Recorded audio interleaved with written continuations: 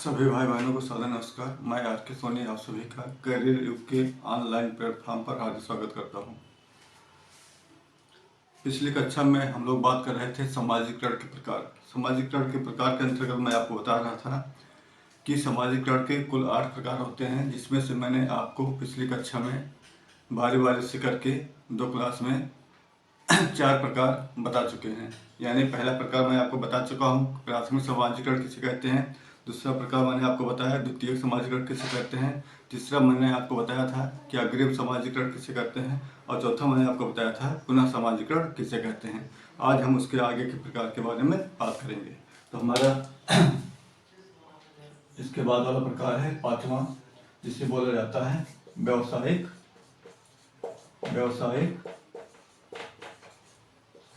सामाजिकरण। क्या बोला जाता है? व्यावसायिक सामाजिकरण,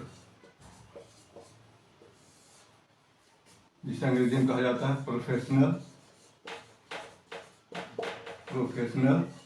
सोशलाइजेशन। क्या बोला जाता है? Professional socialization. यानी जो हमारा 5वां प्रकार है सामाजिकरण का, उससे क्या कहा जाता है? व्यावसायिक सामाजिकरण कहा जाता है। ठीक है ना। अब व्यावसायिक समाजीकरण क्या होता है? व्यवसायिक समाजीकरण वह समाजीकरण होता है जिसमें किसी खास व्यवसाय से जुड़े लोग ही उसके सदस्य होते हैं। क्या होते हैं? किसी खास व्यवसाय से जुड़े लोग ही उसके सदस्य होते हैं। उससे क्या बोला जाएगा? व्यावसायिक समाजीकरण बोला जाएगा। यानी जो व्यवसाय होगा या जो संघ बनेगा, उस संघ में उसी व्यवसाय से जुड़े लोग ही उसके सदस्य होंगे। इस बात को यहाँ पर आपको ध्यान देना होगा कि जो व्यवसायिक संघ बनेगा, उस संघ में उसी व्यवसाय से जुड़े लोग ही उसके सदस्य होंगे। किसी अदर व्यवसाय से जुड़े हुए लोग उसके सदस्य नहीं होंगे। यानी जिस प्रकार का व्यवसाय होगा, उसी प्रकार के व्यवसाय से संबंधित लोग ही उसके सदस्य होते हैं। तो उसे क्या बोला जाएगा? व्यावसायिक समाजीकरण बोला जाएगा। यानी यहाँ पर लिखेंगे हम कि ऐसा समाजीकरण का प्रकार, ऐसा समाजीकरण का प्रकार जिसमें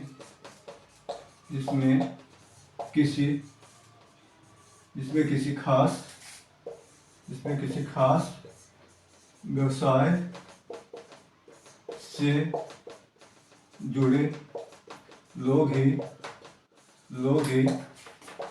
उसके सदस्य बनते हैं। यानी यहाँ पर जो भी व्यवसायिक संघ बनेगा, उसमें उसी व्यवसाय से संबंधित लोग ही उसके सदस्य होंगे। किसी अदर व्यवसाय के लोग उसमें शामिल नहीं हो सकते हैं। तो आप देख रहे हैं कि ऐसा समाजीकरण का प्रकार जिसमें किसी खास व्यवसाय से जुड़े लोग ही उसके सदस्य बनते हैं। जैसे बात करेंगे तो यहाँ पर शिक्षकों का संघ। क्या है? शिक्षकों का संघ। टीचर का अपना एक यूनियन होता है ना। तो शिक्षकों का संघ इसका एग्जाम्पल हो गया। दूसरा एग्जाम्पल इसका, जैसे एग्जाम्पल के रूप में मैं आपको बता रहा हूँ कि व्यावसायिक समाजीकरण का जो हमारा एग्जाम्पल है वह है, आप देखेंगे शिक्षकों का संघ। उसके बाद आप देखे होंगे वकीलों का भी संघ होता है। उसी प्रकार से आप देखे होंगे रिक्शा चालकों का भी अपना संघ होता है। रिक्शा चालकों का संघ होता है। उसी प्रकार से आप देखे होंगे जो कुली लोग होते हैं, जो स्टेशन पर कुली होते हैं, उनका भी अपना एक संघ होता है। यानी इस प्रकार से जो भी संघ होगा, जैसे मैंने आपको टीचर का संघ बताया है ना, वकीलों का संघ बताया, रिक्शा चालकों का संघ बताया, कुली का संघ बताया, मजदूरों का संघ बताया। यह सब संघ कहीं न कहीं इस प्रकार के होते हैं कि इसमें वही लोग सम्मिलित होते हैं, शामिल होते हैं जो उस व्यवसाय से जुड़े हुए होते हैं। यानी यहाँ पर आप देख रहे हैं जो टीचर्स का संघ बनेगा, उसमें टीचर्स लोग ही होंगे, इसमें किसी अन्य व्यवसाय के लोग शामिल नहीं होंगे। उसी प्रकार से वकीलों का संघ है, तो वकीलों के संघ में वकील लोग ही होंगे। ऐसा नहीं वकीलों का संघ है तो उसमें कोई टीचर शामिल हो गया, टीचर उसमें शामिल नहीं होगा, वकील ही उसमें शामिल होंगे और वकील ही उसके सदस्य बनेंगे। रिक्शा चालकों का संघ है तो इसमें जो भी लोग होंगे वो रिक्शा चालक ही होंगे। कुलियों का संघ है तो इसमें भी वही लोग होंगे जो कुल उस व्यवसाय से संबंधित होंगे, उसमें जो शामिल होंगे। समझ में आ गया ना। व्यवसायिक समाजीकरण किसे कहा जाता है, यानी समाजीकरण का एक ऐसा प्रकार जिसमें किसी खास व्यवसाय से जुड़े लोग ही उसके सदस्य बनते हैं। इसमें किसी अन्य व्यवसाय से जुड़े लोग उसके सदस्य नहीं बन सकते। यानी जिस प्रकार का संघ होगा या व्यवसायिक संघ होगा उसमें उसी व्यवसाय से संबंधित लोग ही उसके सदस्य होंगे। बातें समझ में आ गई है। शिक्षकों का संघ, वकीलों का संघ, रिक्शा चालकों का संघ और कुलियों का संघ, इस प्रकार से बहुत सारा संघ इसके होते हैं। अब हम लोग अगला पढ़ेंगे, सामाजिकरण का अगला प्रकार पढ़ेंगे। जो सामाजिकरण का अगला प्रकार है, छठा प्रकार है। छठा प्रकार हमारा है लिंग समाजीकरण। लिंग समाजीकरण कौन सा है? लिंग समाजीकरण। यह समाजीकरण का छठा प्रकार है जिसे अंग्रेजी में क्या बोला जाता है? जेंडर सोशलाइजेशन बोला जाता है। क्या बोला जाता है? जेंडर सोशलाइजेशन बोला जाता है। लिंग समाजीकरण यानी जेंडर सोशलाइजेशन। अब यहाँ पर क्या होता है? यहाँ पर किसी खास लिंग के विशेष लोग ही इसके शामिल सदस्य होते हैं। यानी इसमें जो भी होगा या इसके अंतर्गत जो भी समाजीकरण होगा उसमें किसी लिंग विशेष के लोग ही होते हैं। किसी लिंग विशेष के लोग इसके सदस्य होते हैं। जैसे किसी विशेष लिंग के लोग ही इसके क्या होते हैं? सदस्य होते हैं। क्या होते हैं? इसके सदस्य होते हैं। यानी अगर महिलाओं का संघ है तो उसमें महिलाएं ही शामिल होंगी, पुरुषों का संघ है तो उसमें पुरुष ही शामिल होंगे। ऐसा नहीं कि पुरुषों का संघ है उसमें महिलाएं आकर शामिल हो जाएं, या महिलाओं का संघ है उसमें आकर के पुरुष शामिल हो जाए, ऐसा नहीं होगा, है ना। जो भी होगा अगर इस आधार पर, लिंग के आधार पर या जेंडर के आधार पर जो भी होगा, अगर महिलाओं का संघ है तो उसमें महिलाएं ही शामिल होंगी और पुरुषों का संघ है तो उसमें पुरुष ही शामिल होंगे। जैसे महिलाओं द्वारा आप देखे होंगे कि एक दूसरे की सहायता के लिए स्वयं सहायता समूह चलाया जाता है। क्या चलाया जाता है? महिलाओं द्वारा, जैसे महिलाओं द्वारा एक दूसरे की सहायता के लिए स्वयं सहायता समूह चलाया जाता है। क्या चलाया जाता है? स्वयं सहायता समूह चलाया जाता है। यानी महिलाओं के कल्याण के लिए, महिलाओं के उद्धार के लिए, उनको मजबूती प्रदान करने के लिए महिलाएं इकट्ठा होकर के, या कुछ महिलाएं उसमें अपना एक प्रकार का रोल अदा करती हैं और एक प्रकार के संघ का निर्माण करती हैं या समूह बनाती हैं, जो किसके लिए होता है? महिलाओं के लिए होता है। यानी महिलाओं के उद्धार के लिए, महिलाओं को और आगे बढ़ाने के लिए, उनको और अधिक प्रगति करने के लिए, है ना, जिस प्रकार का समूह का निर्माण होता है उसे क्या बोला जाता है? स्वयं सहायता समूह बोला जाता है। यानी यहाँ पर जो भी होंगे वो महिलाएं ही होंगी, इसमें कोई भी पुरुष शामिल नहीं होगा। समझ गए ना। यहाँ पर बात की जा रही है लिंग समाजीकरण की, यानी इसके अंतर्गत जो भी बातें की जाएगी, अगर पुरुष की बात की जाएगी तो पुरुष की बात की जाएगी, और महिला की बात की जाएगी तो महिला की बात की जाएगी। यानी किसी खास लिंग विशेष के लोग इसमें शामिल होते हैं। क्या होते हैं? किसी खास लिंग विशेष के लोग इसमें शामिल होते हैं। जैसे महिलाओं द्वारा एक दूसरे की सहायता के लिए चलाए जा रहे स्वयं सहायता समूह, इसका द बेस्ट एग्जाम्पल माना जाता है। बात तो समझ में आ गई होगी। अब हम लोग आगे बढ़ेंगे।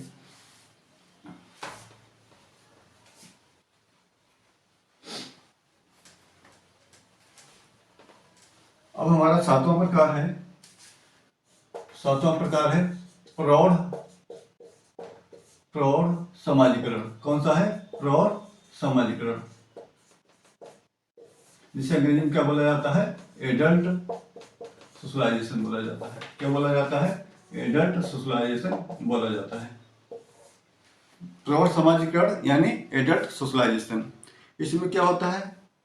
आप देख रहे हैं सब लिखा हुआ प्रौढ़, यानी यहाँ पर हम शैशवावस्था, बाल्यावस्था की बात नहीं करेंगे, यानी किशोरावस्था की बात नहीं करेंगे, किशोरावस्था के ऊपर की बात करेंगे, यानी एडल्टहुड की बात करेंगे, प्रौढ़ावस्था की बात करेंगे। यह कहीं न कहीं एक ऐसे समाजीकरण होता है जहाँ पर एडल्ट लोग होते हैं। कौन होते हैं? एडल्ट लोग होते हैं, प्रौढ़ लोग होते हैं। यहाँ पर बात क्या की जाती है? यहाँ पर बात की जाती है कि परिवार अथवा समाज की अपेक्षाओं के अनुरूप, यानी जो परिवार की अपेक्षाएं होती हैं या तो समाज की अपेक्षाएं होती हैं, उसके अनुरूप यदि कोई व्यक्ति अपनी जिम्मेदारियों का निर्वहन करने के लिए जो कुछ भी सीखता है, उसे प्रौढ़ समाजीकरण कहा जाता है। यानी परिवार अथवा समाज की अपेक्षाओं के अनुरूप एक व्यक्ति अपनी जिम्मेदारियों का निर्वहन करने के लिए जो कुछ भी सीखता है या जो कुछ भी अपने व्यवहारों में परिवर्तन लाता है या जो भी इम्प्रूवमेंट करता है, अपनाता है, ग्रहण करता है, गेन करता है, उसे क्या बोला जाता है? प्रौढ़ समाजीकरण बोला जाता है। यानी इसके अंतर्गत एक व्यक्ति ऐसा होता है जो अपनी जिम्मेदारियों का निर्वहन करने के लिए या अपनी जिम्मेदारियों को पूरा करने के लिए परिवार के अनुरूप या समाज के अनुरूप या उसके अपेक्षाओं के अनुरूप जो कुछ भी सीखता है, यानी जो कुछ भी गेन करता है, ग्रहण करता है, ताकि वह अपनी भूमिका को अच्छे से निभा सके, वह सब क्या कहलाता है? प्रौढ़ समाजीकरण कहलाता है। जैसे आप देखे होंगे कि एक पिता के रूप में एक पिता की क्या जिम्मेदारी होती है। यदि वह व्यक्ति एक पिता के रूप में अपनी जिम्मेदारियों का निर्वहन करने के लिए जो कुछ भी सीखता है उसे प्रौढ़ समाजीकरण कहा जाएगा। यानी एक पिता के रोल में उसकी क्या भूमिकाएं होती हैं, उसकी क्या जिम्मेदारियां होती हैं, इन सभी चीज़ों को यदि वह अच्छे से समझ रहा है, हाँ समझता है, अपने व्यवहारों में परिवर्तन लाता है, चीज़ों को सीखता है कि मैं किस प्रकार से एक पिता के रूप में अपनी जिम्मेदारी को अच्छे से निभा सकूं, तो यह सब क्या कहलाएगा? आपका प्रौढ़ समाजीकरण कहलाएगा।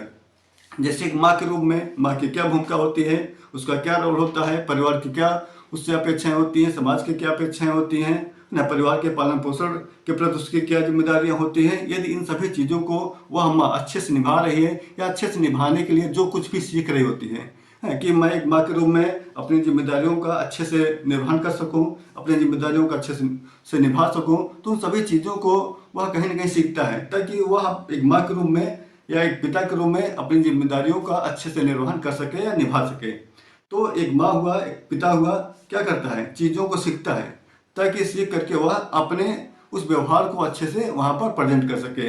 यानी कहीं से किसी भी प्रकार की कोई दिक्कत ना हो कि एक माँ है, इनको पता ही नहीं है कि माँ की क्या भूमिका होती है। हाँ, तो जो माँ की भूमिका होती है, जो पिता की भूमिका होती है, उस भूमिका को निभाने के लिए एक माँ या एक पिता जो कुछ भी सीखता है, जो कुछ भी ग्रहण करता है, अपनाता है या अपने व्यवहारों में जो कुछ भी परिवर्तन लाता है, वह सब क्या कहलाता है? आपका प्रौढ़ समाजीकरण कहलाता है। यानी पिता के रूप में जैसे एक पिता के रूप में एक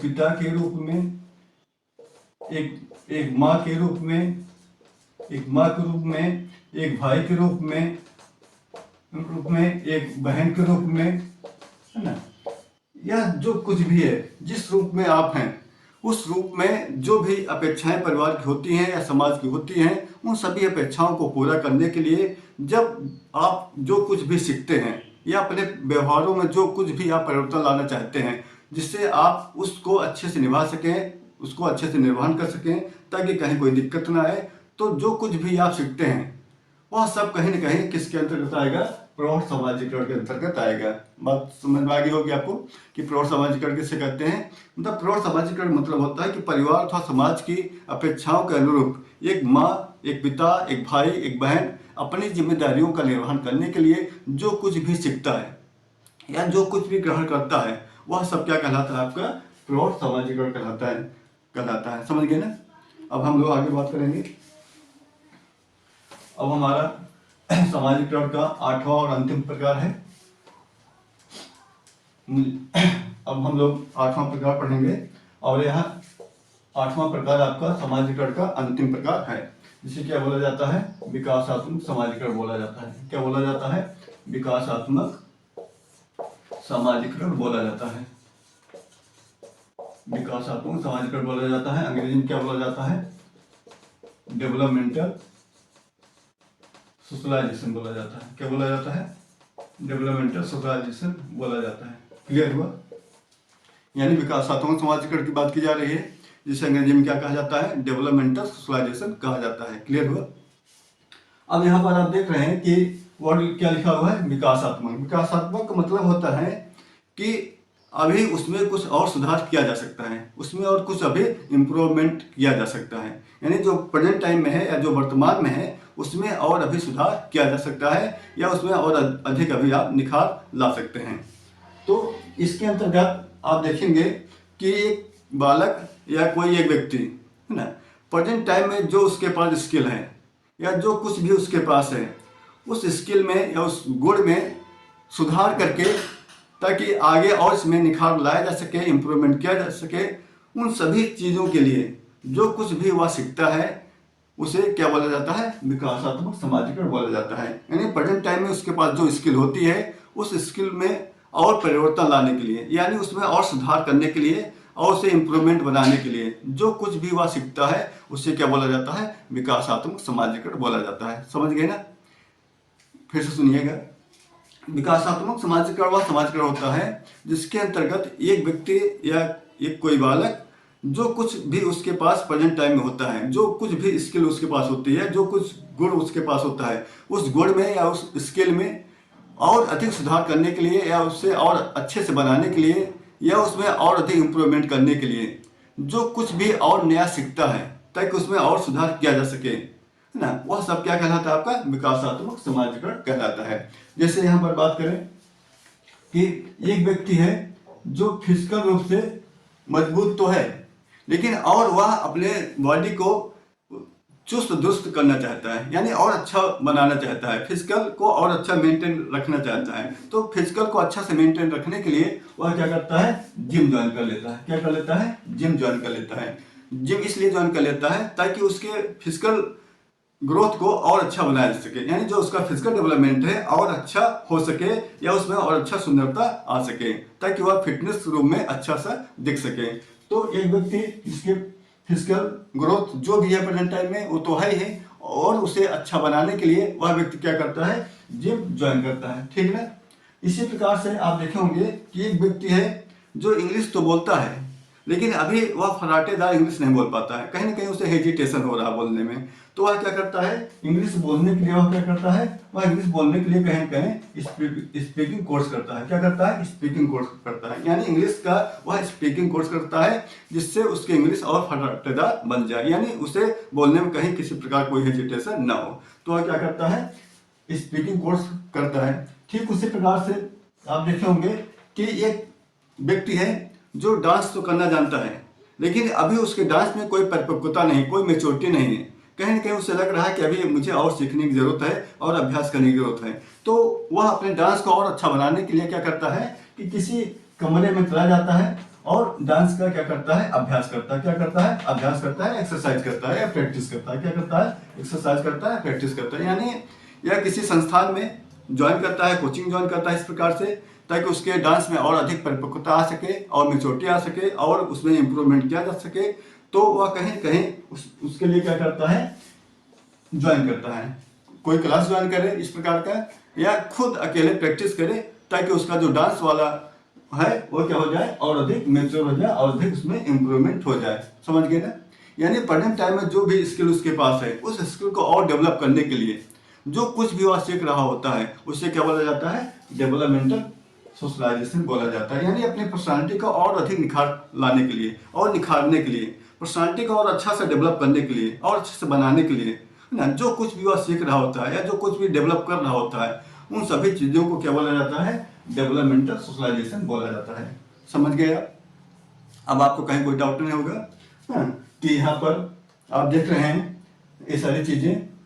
एग्जाम्पल तो मैंने आपको बताया कि फिजिकल डेवलपमेंट को मजबूत करने के लिए, उसे अच्छा बनाने के लिए बालक क्या कर रहा है, जिम ज्वाइन कर रहा है। उसी प्रकार से इंग्लिश को अच्छे से फराटेदार बोलने के लिए क्या कर रहा है, इंग्लिश स्पीकिंग कोर्स कर रहा है। उसके बाद डांस को और अधिक मेच्योरिटी लाने के लिए क्या कर रहा है, डांस की प्रैक्टिस कर रहा है। तो इस प्रकार से जो कुछ भी वह कर रहा है कहीं ना कहीं उसमें क्या होगा, इम्प्रूवमेंट होगा, यानी उसमें और अधिक सुधार होगा। और अधिक सुधार करने के लिए वह क्या कर रहा है, प्रैक्टिस करता है, अभ्यास करता है। तो इसे क्या बोला जाता है, डेवलपमेंटल सोशलाइजेशन बोला जाता है।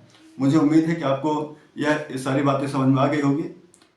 तो इस प्रकार से हम आपको समाजीकरण के प्रकार के अंतर्गत पहला, दूसरा, तीसरा, चौथा, पांचवा, छठा, सातवां, आठवां चारों प्रकार हमने पढ़ा दिया है और मैं उम्मीद करता हूं कि आपको ये आठों प्रकार अच्छे से समझ में आ गया होगा।